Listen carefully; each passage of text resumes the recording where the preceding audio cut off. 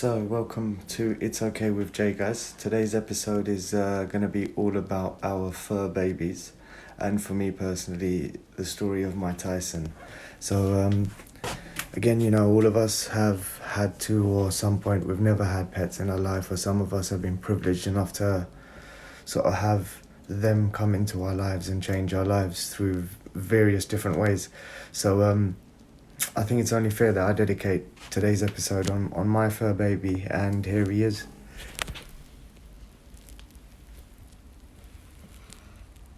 There we go. Sitting next to my sister.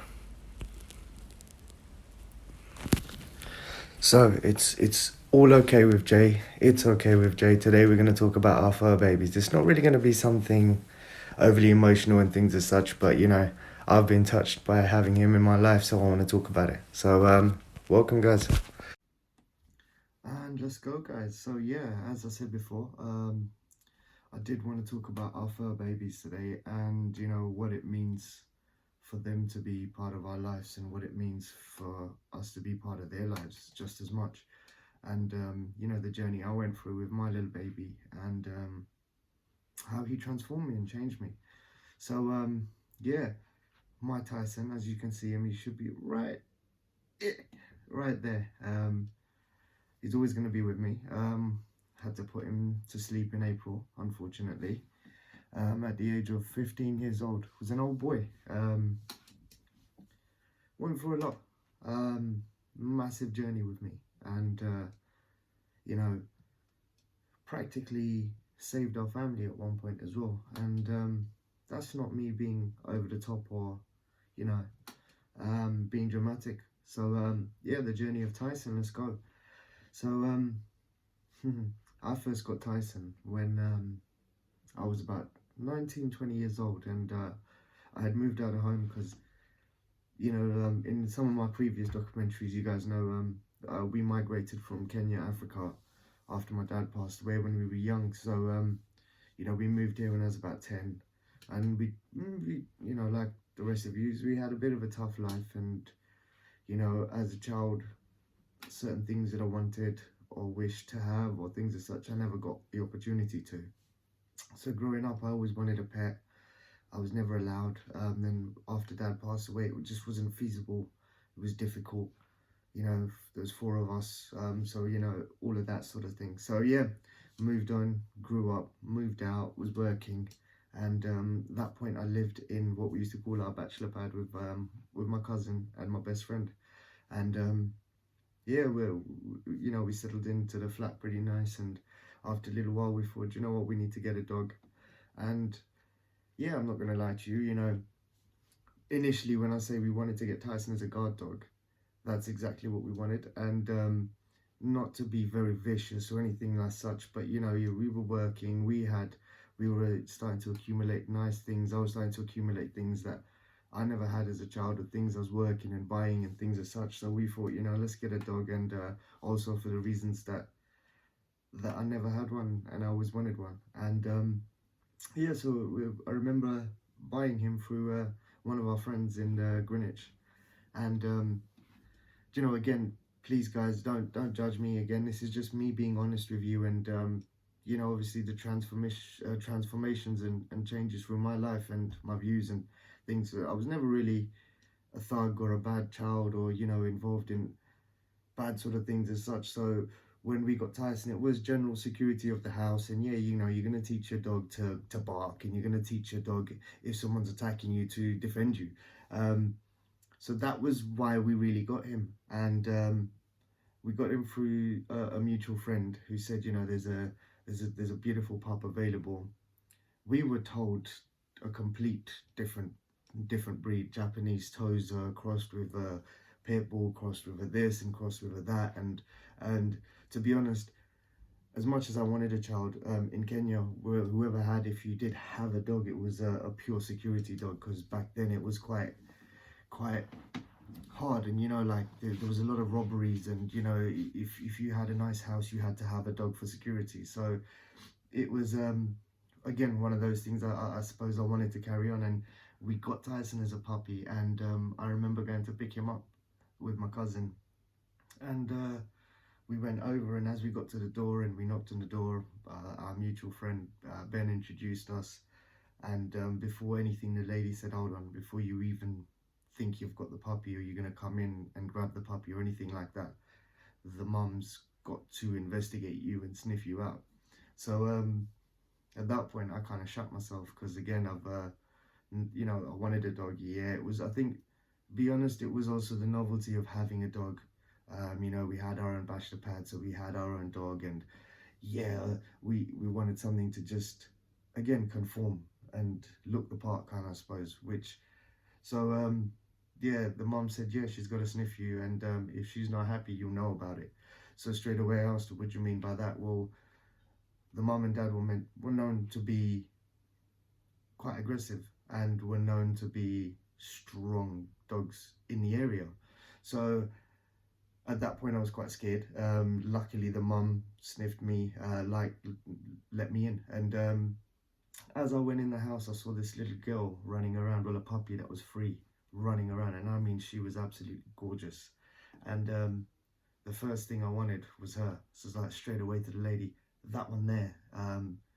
I didn't know it was a girl. I was like, "That puppy's stunning. Can I have it?" She's like, "No, no, no. That's my own one. We're keeping her." But then she took me over to like a little pen where there was about 8 or 9 puppies. And as I looked down, obviously, there's loads. For me, I was quite overwhelmed. I didn't know. I saw one that I did kind of like, and I did notice that there was one in the corner. So from the 9, there was 8 of them that were together, and there was one that was on its own, and he looked angry and moody, and he was barking, and he was just so. As I went to pick up a different puppy, that puppy itself jumped up and hit me in the face with the snout, and yeah, that was it. That was the moment. He jumped up. He chose me. It's it was beautiful. Um, and for that reason is why his name was Tyson, because it felt like someone genuinely punched me in the gob. So yeah, picked the dog up straight away. Um, I mean, you're looking at 16 years ago, so things were a lot different. Where it was literally pay the lady, take your puppy, off you go, and that was it. But I remember looking at him and thinking, this is an odd dog. I didn't really know the breed of what he actually was, because the mutual friend, people talk a lot of bullshit sometimes, and I suppose he probably made a bit of commission out of it. So for him, it was yeah, yeah, that dog's wicked. It's got mad breeds. It'll be perfect for you. So yeah, and I remember looking at Tyson, and he reminded me of the dog from The Mask. As a puppy, that's what he looked like. So I'm thinking, oh shit, we've got ourselves a Jack Russell. But again, it was just we got what we got, and it wasn't till he started to grow that I noticed that, yeah, he definitely wasn't a Jack Russell. And the start of this story I'm telling you was, we did get him for the whole purpose of a security dog and things as such, but that never materialized. From the moment he set foot into that house, um, he changed all of us, including my cousin, my best friend. Um, it was a bachelor pad, typical bachelor pad. So we always had friends around, kind of having parties, kind of, drinking, and it was that atmosphere kind of started to slow down. And for me personally, it was the first time that I had something to be responsible of. And yeah, still being in your 20s, I'd moved home. I was pretty responsible enough, but it was I didn't expect that notion to kick in. And again, he was a shit. Oh my god, Tyson was a little shit. The in the end, we ended up a year down the line getting kicked out of that flat that we were in due to the complaints of the dog barking through the night, the parties and things as such. But that one year we were there in that flat, and when the landlord came and showed us pictures after of, he had to get all the carpet taken off and replaced, and underneath the carpet, the state of the floor and bits that Tyson had chewed up and things as such. And I mean, don't get me wrong, it was that whole process. Never had a dog, we were training him, so We had the balcony. We were trying to do that. We were trying to train him, take him across the grass. But where it was quite different was there was three different people, from which two really took ownership of Tyson. So me and my best friend Nathan, it was almost between us. So when I was at work, Nathan would look after Tyson, train him, make sure keeps an eye on him in the house and things as such. And I think that my one funniest, fondest memory of that whole experience in that flat, which was on Shooters Hill, was one day I was coming home from work, and I think Tyson must not have been more than 3 months at that point. We got him when he was 6 weeks, um, 3, 4 months, and my friend was in the balcony. So as we come up from the front, you look up. He was sitting in the balcony. The lights were off. He was smoking. I'm thinking, what's going on? What's up? And he shouted. He goes, look, I've left it as it is. I need you to see it for yourself. So I'm thinking, oh shit, we've been burgled. What the fuck? I run upstairs straight away, like literally run into the hallway, run up the stairs, go straight into the flat, open it up, and I look in, and hallway as we enter seems fine. So I'm thinking, what's going on? And he's like, no, it's your room. So again, I'm thinking, we've been raided. What's happened? Has like we've been robbed. I opened up my room, and I cannot lie to you, it genuinely felt like armed police had raided my bedroom. And when I mean raided, I mean every facet, every corner had been demolished by this 3, 4 month-old puppy. And as soon as I opened that door, I had a TV, you know, those old school big block TVs on its stand. It was literally off its edge. The only thing that stopped that TV from falling, because what the little shit had done was the stand, the corners, he was chewing on them and pulling them, and the TV would have fallen on top of him had it not been for the plug still plugged in, barely. Even the plug socket was just about to come off. That was just for one. For two, obviously I had a brilliant collection of CDs. Back then I just got into Hot 97, so I used to have a link in Camden Town because I used to work there. I used to get all the sickest, I'm talking Hot 97 albums, so many different playlists, DVDs of this guy, everything. This was my guy. The same guy that used to hook me up with all the academic stuff, the tracksuits and the leather sleeve jackets and things as such. So I looked on the floor, and there was almost like 1,000 pieces of CDs, cases, and CDs smashed, ripped, half cut. I then looked at my cupboard, and now the top of my cupboard, it was quite a tall cupboard, but somehow I used to put my shoes on the top because, again, you know, of a puppy. I had my Prada shoes, work shoes, because I had separate, because again I used to work in the bank, so again I thought I was a flashy little shit, which I wasn't. My Prada shoes, he had knocked somehow they had fallen off the top and they were destroyed on the floor. My bed sheets ripped, my pillows ripped. I'm talking, I had, we used to drink a lot, so I used to collect the, you know, when you get nice whiskey sort of bottles and you get them in the boxes and things as such. So I used to be a fan of Johnny Walker, so I used to have gold, black, all the different ones. And with one of them, what I decided to do was I used it as a change jar. So, you know, I just cut a slice in the top. It was on the floor. Anytime I had spare change, I'd fill it up. It's quite a big, well, that, yeah, pennies, 2p's, pound coins, 5p's, everywhere. Like literally, guys, I cannot explain it. It's genuinely like police had broken into my house and they were looking for a murder weapon, or they were looking for drugs because I was like Pablo Escobar or some shit. That's what it felt like, and it was literally that little shithead. And I went, my best mate looked at me. He did laugh, and he was like, "Look, he's been punished. He's been in his like." And then, because again, we had a space in our living room where we could box off a bit with the 2 sofas, and whenever he was naughty, would be the naughty corner kind of thing. And as I went in there, bless him, I see Tyson sitting down on his ass, like a human being, sitting down, looking at the wall, just full of regret and full of, uh-oh, what have I done? And yeah, I mean, you know, I never, I was so angry, but looking at him sitting there thinking, do you know what? That's my baby. What can I say? What can I do? And also, like, the amount of times I used to say to Nathan, my best friend, stop keeping him, putting him on your bed, because we're still training him.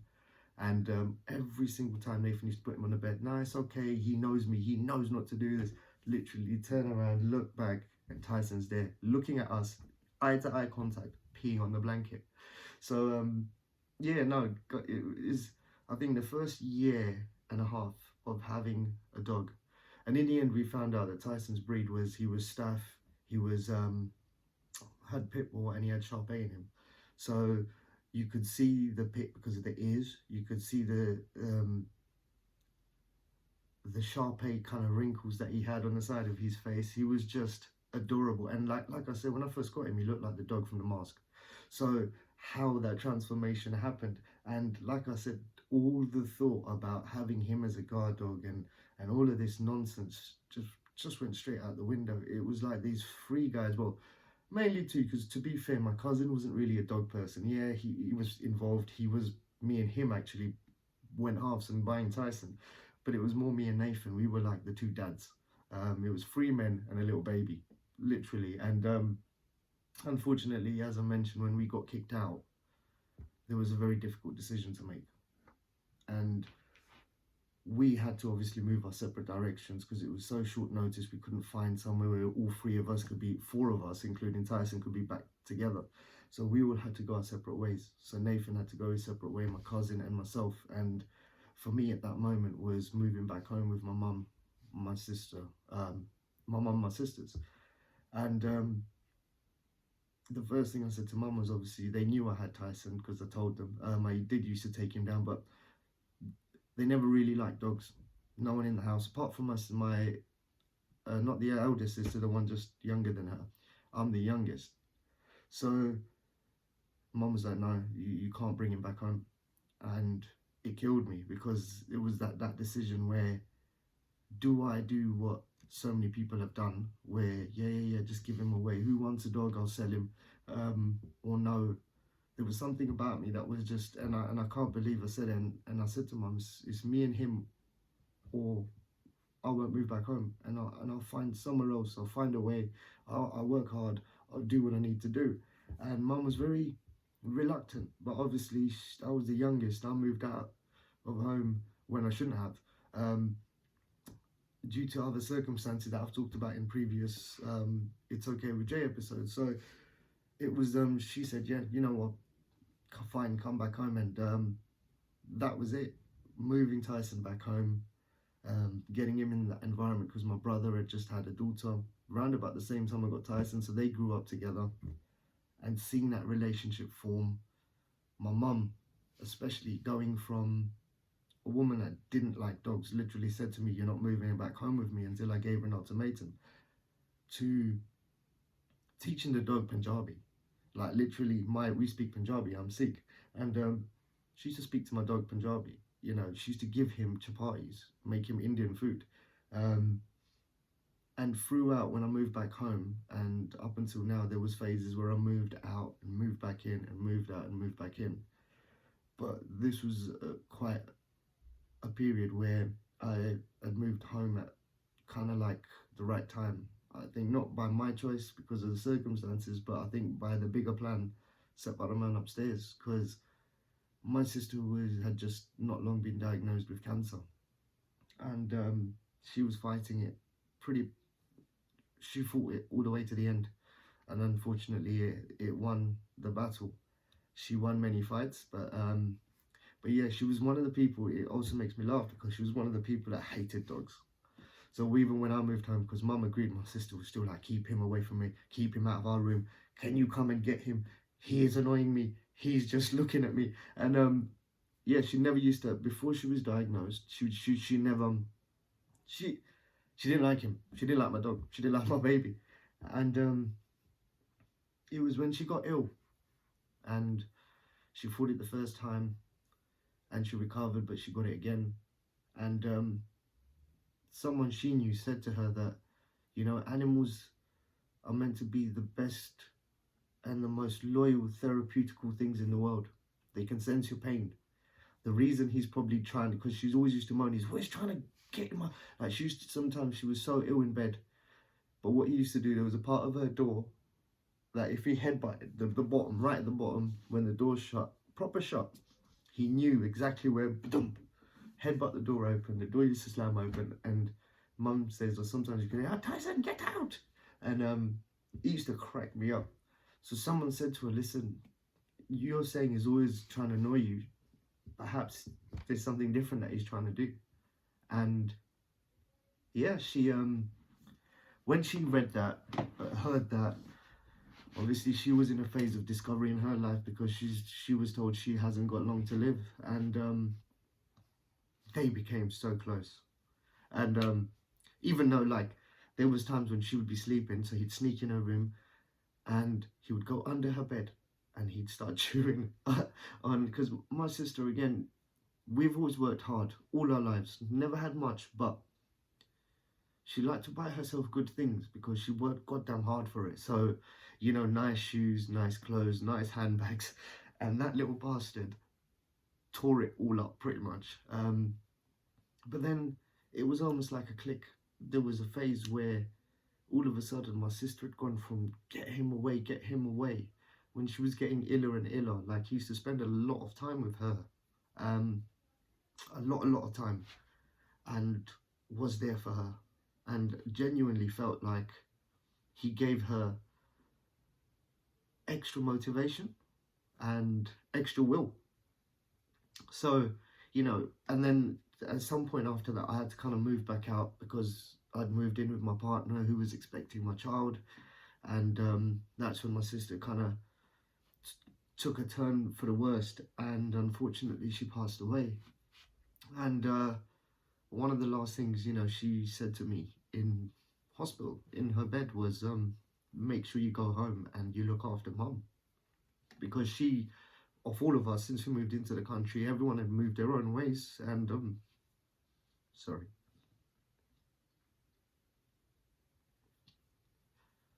done their own things, and she was the only one that stayed at home and looked after my mum.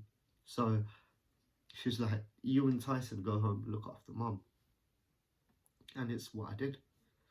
And when I moved back home initially, it was tough, especially for my mum, especially for me. I'd lost my sister. But again, the one benefit, guys, and it's not just for that reason, but what Tyson did for my mum was unbelievable. Again, he helped her heal. He never left her side. They were best friends. He used to crack me up. I used to, in my room, he used to annoy the shit out of her, like proper manipulate her. But after sister died, there was a phase where my mum lived like a hermit. She would go to work. Obviously, life has to kind of exist, but part of her was broken. And when she'd come home, she'd just sit in the dark, watch TV in that front room till late at night, and didn't want to go out, didn't want to do anything. And I saw my mum like walking Tyson. He was a big boy, quite strong. She used to take him out for walks. She used to sit right next to her. She used to talk to him in Punjabi. And when she used to, no matter what, she never liked licks, because she was always like, dogs are dirty, they lick their bums. So when she used to fall asleep, the little shit, he used to wait for her to fall asleep on the sofa and come right to her face. The first thing that would wake her up is that, you know, when they're breathing, would wake her up. The second thing would be that lick. And then if I'm in the house and I'm upstairs in my room, or I'm doing something in the front room, or other front room or kitchen, I'd hear, Tyson, get out! So bloody annoying! And my mum's got a bit of an Indian accent, so it used to crack me up. Like, the amount of times, Tyson, get out now! If she's cooking in the kitchen and he's just there. He knew his treat drawers. With me, because I've always been, like, he's my son, but there was a leader of the pack thing. From the moment I've always had him, I've always, no matter who's been around, however different many places I'd moved to, I was always that one consistent thing. So with me, he wouldn't fuck about. With me, if I put him food, like, I've worked really hard, I haven't got millions of pounds to go buy you roast chicken every day and steaks and all that shit. So if you got normal dog food, he would look at me like, what the hell is this? Because of my mum, because of her. And but then obviously realised, no, okay, eat. Whereas if it's the other way around, if it's mum and I'm at work and she gives him normal dog food, he'd look at her like, nah, not happening. Nah, sorry, lady. No, mumsy, no. And he would deliberately not eat.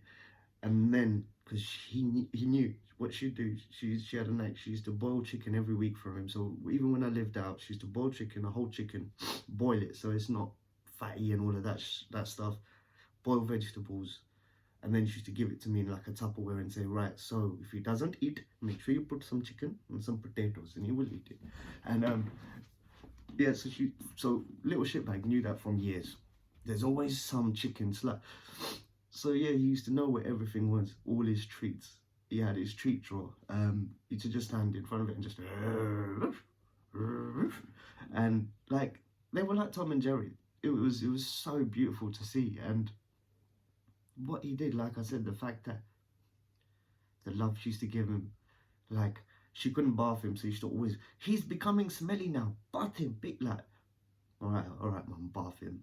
As soon as there's anything wrong, sometimes we can be like, look, he's all right. No, I've noticed there's something all right. We're taking him to the vet. It was just that I've never seen my mum like that. You know, honestly, never would have expected it with a dog. Let alone, you know, treating him better than me, which I never. Again, I'm happy that he had that. So you know, he was so much for so many different family members, and that's something that I'm so blessed with, and that's something I do encourage you guys, because if you have children, I know it's difficult, so it is a commitment, because from all those times I lived out and I had him and I moved into different places, sometimes I lived on my own and still worked and still did everything. But there's one thing I never did, never neglected him. Always came home for him. He got 3 to 4 walks a day, 20 to 40 minute walks, 3 to 4 a day. Obviously chicken, roast chicken, boiled chicken, sorry, always there a standby with boiled potatoes and stuff. Used to get mum used to feed him mangoes, pears, apples, like anything she ate. Used to give him some. And yeah, like I cannot recommend enough. But at the same time, the pain. Like, he was my firstborn. So before I had any children, there was Tyson. I remember living in a bachelor pad or going out on date nights sometimes, you know, because again, in my younger days, you know, I was thought myself a bit of a Romeo. And it used to wind some of the girls I used to go out, or women I used to go out with, up, because, yeah, no, sorry, I've got to go home, I've got to go and walk my dog. And, you know, initially, I'll always, listen, there's been many women that come in my life. Initially, the first time, it's always like, yeah, that's fine. Then it starts to annoy them. Because again, look, this is a talk show, I'm going to be honest. So say you get lucky that night and someone's like, yeah, come back to mine.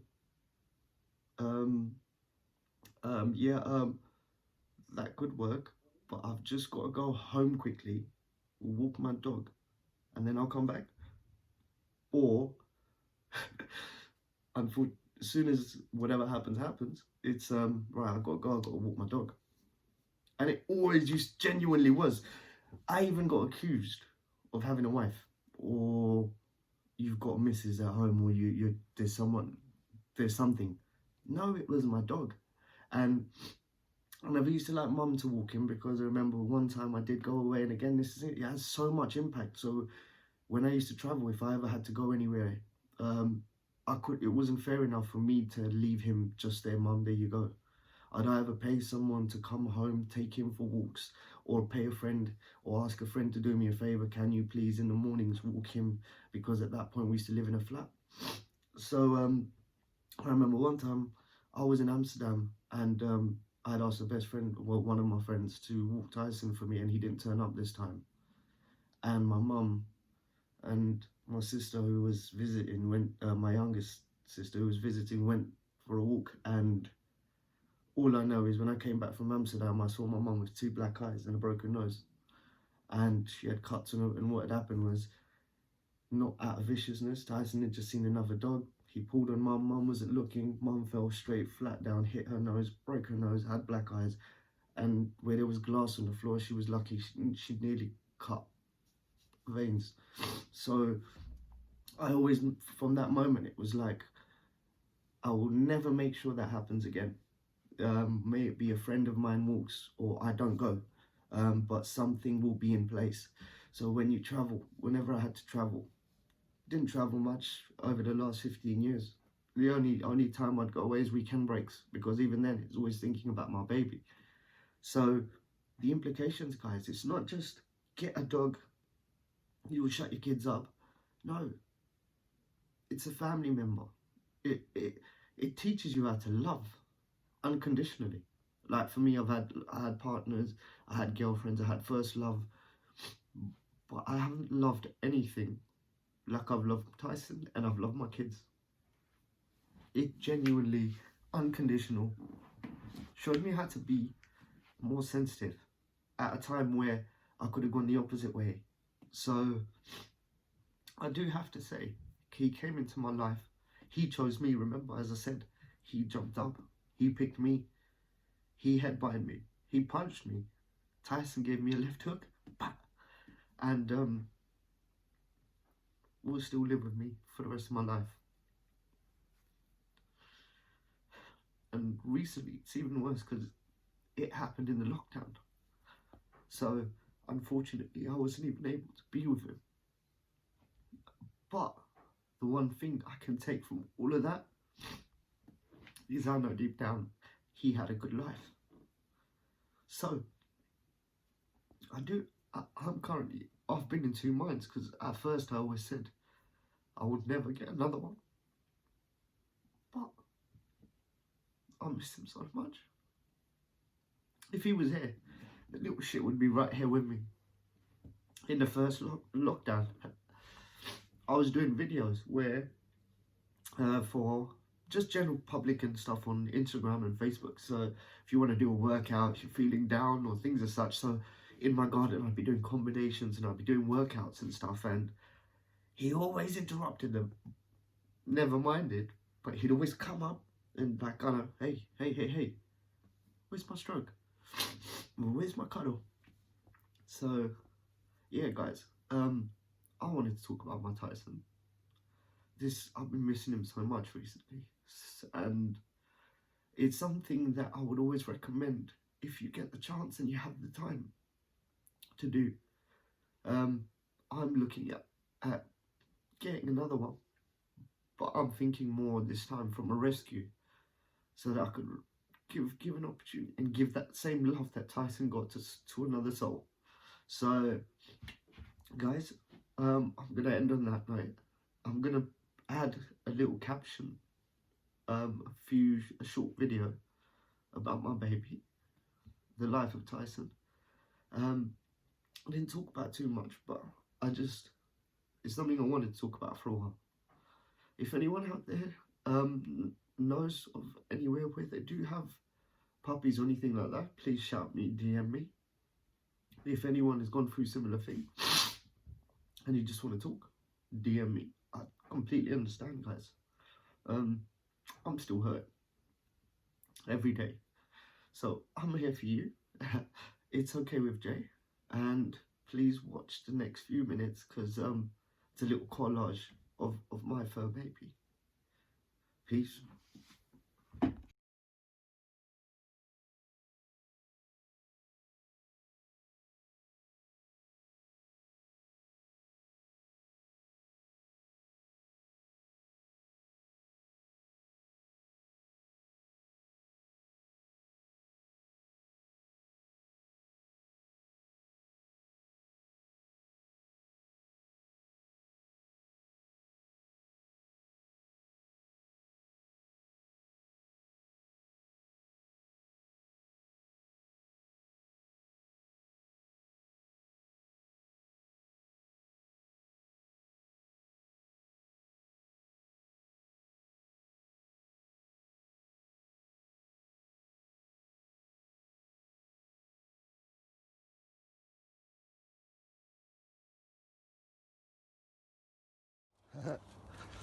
Morning walk. Tyson's getting followed by a fox.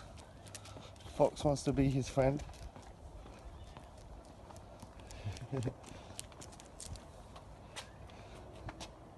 Come on. Where's he gone? There he is. I kid you not, this fox has been following us for about 5 minutes. He wants to be buddies.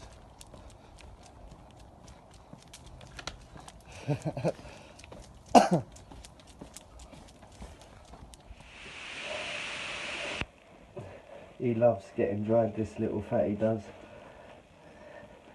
Nice long walk in the rain.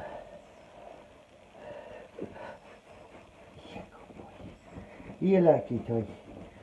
You like it, Ty. No kisses.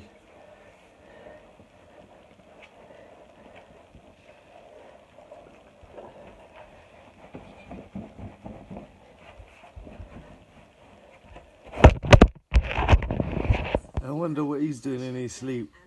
Dirty little fecker.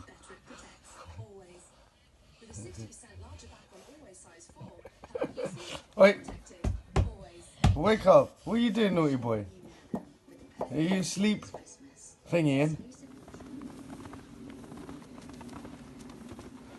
Lovely uphill walk. Nice and early to take the dog out.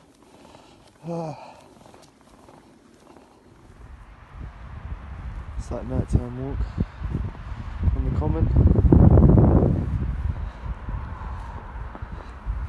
I suppose it looks a lot better in snow, doesn't it? What's he doing, Tyce?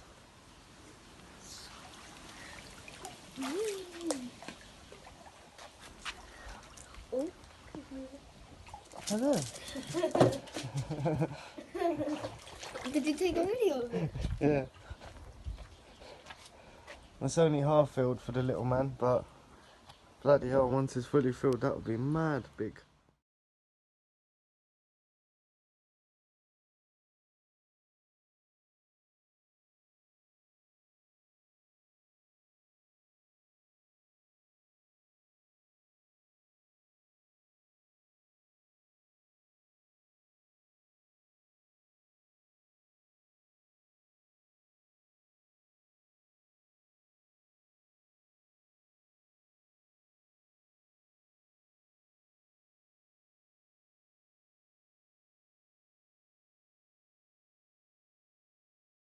You liking that?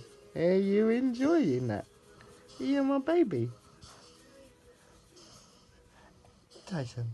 Where Tyson? Hello, baby. Where my Tyson?